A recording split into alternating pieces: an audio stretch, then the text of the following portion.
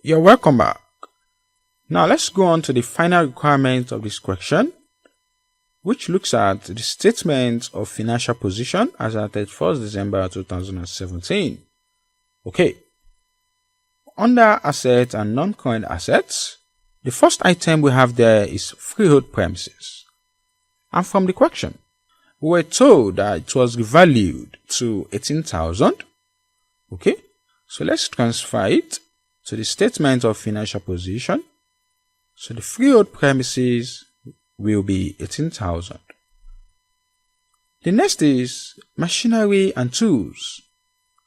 And the machinery and tools was revalued to 16,000. Okay, so let's transfer it. So we have machinery and tools and it's 16,000. The final ISAT, which is furniture and fittings, has been taken over by the retiring partner. So the total non-current asset will be 34,000. Then the next is the current asset.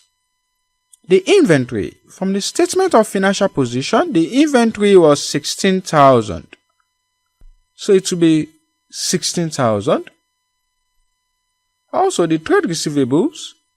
From the opening statement of financial position, it was 12,800. So let's have it here as 12,800. Okay. And finally is the bank. And from the bank account we prepared, the balance there was 9,200. So let's transfer it. So we have bank and it's 9,200. Okay. So the addition of all current asset items gives 38,000. Okay. If you add this 38,000 to the 34,000, it gives us a total asset of 72,000. The next is equity and liabilities. Under the equity, we'll have the capital account now of B and C. And from the capital account we prepare, the balance in B capital account is 27,000, while the balance in C's capital account is 31,000. So let's transfer it to the statement of financial position. Capital account for B is 27,000 and for C is 31,000. The addition of the two gives us 58,000. Under the current liabilities, we have the trade payables, and from the statement of financial position at the beginning, the trade payables was 14,000.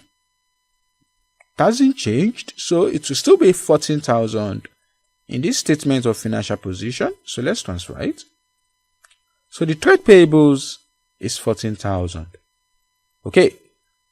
If we add this 14,000 to this 58,000, then we get 72,000 as the total equity and liabilities.